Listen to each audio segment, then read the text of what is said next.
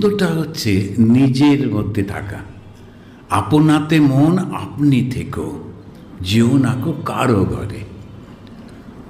আমি আমার মধ্যে থাকবো কি করে? কে আমার সেই আনন্দটা?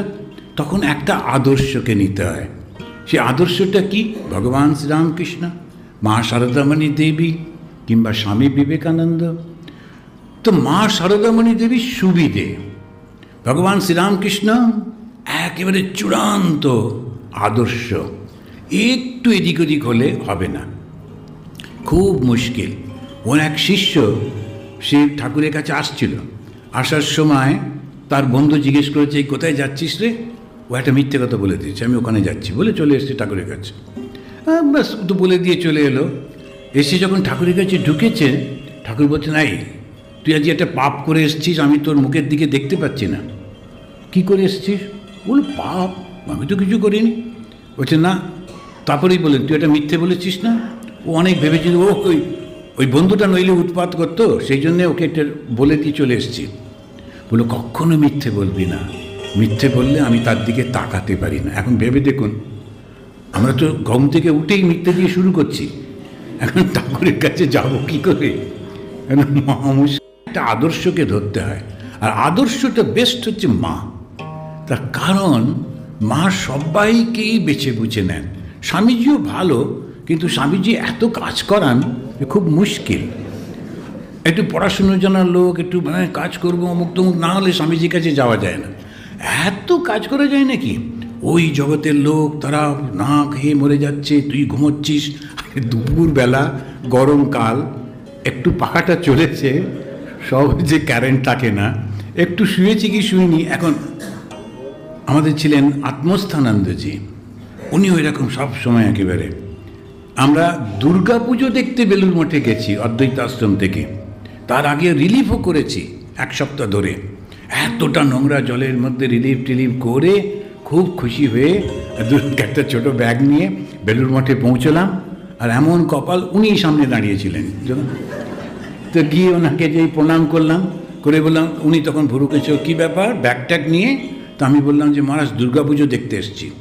উনি সঙ্গে সঙ্গে ঘুরে জেনারেল সেক্রেটারি মহারাজকে বলছেন, চতুর্দিকে লোক ভেসে যাচ্ছে, মা দুর্গা জলে ডুবে গেছেন, আর উনি ব্যাগ নিয়ে দুর্গা পুজো দেখতে এসেছেন। আমি দেখলাম এই রে। আমি তখন যতটা পারি জোরে বললাম যে মহারাজ 7 দিন ধরে রিলিফ করেছি, 7 দিন রিলিফ করে জগৎ উদ্ধার করে দিয়েছেন। এখন তাহলে করবোটা কি? আর ঠিক সেই সময় এমন খুব অসাধারণ জীবন আর খুব পরিষ্কার আইডিয়া, আমি কি করব আর কি করব না। যখন কথাটা বলবে যে আমি এটা করব, তো করেই দেবে। সেটার পরে আর কোনো রকম আমাদের হচ্ছে, হ্যাঁ চিন্তা করবেন না, করে দেবো, ওটাতেই চিন্তা কেন করবে না, সেই জন্য খুব মুশকিল। কিন্তু ওইটা জিনিসটা শেখার মতো, একদম সময়টা মেনটেন করে।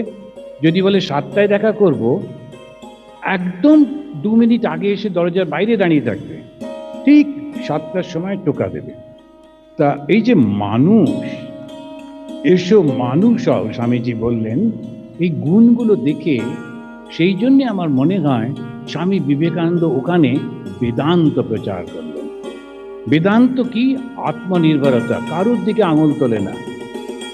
আমি যদি কষ্ট পাই, আমার কর্মফল, আমি করিনি। আমি যদি আনন্দে থাকি, আমার কর্মফল, আমি করেছি। এই বেদান্তের এই একটা অদ্ভুত আত্মনির্ভরতা।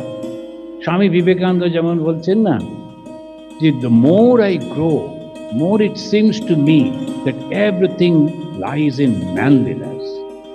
Manliness মানে পুরুষের ব্যাপার না, manliness মানে প্রচন্ড মানসিক শক্তি।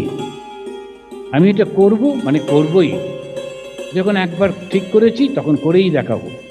এখন এই যে মানসিকতা, এই যে প্রচন্ড পরিশ্রম, আর পার্মানেন্ট কিছু নেই যেখানে খুব আনন্দ পাওয়া যায়। পার্মানেন্ট একটা আনন্দ, ওটা কোত্থেকে পাওয়া যেতে পারে? এরকম কি কিছু আছে? তো তখন বললো, হ্যাঁ অবশ্যই আছে। এই যে আমার পাশে ভগবান শ্রীরামকৃষ্ণদেবের ছবিটা, তোকে বলে আনন্দে ফুটি ফাটা। একেবারে মুখটার দিকে তাকালে বোঝা যায় যে আনন্দে ভরপুর হয়ে রয়েছে, অথচ কিছুই ছিল না তো না।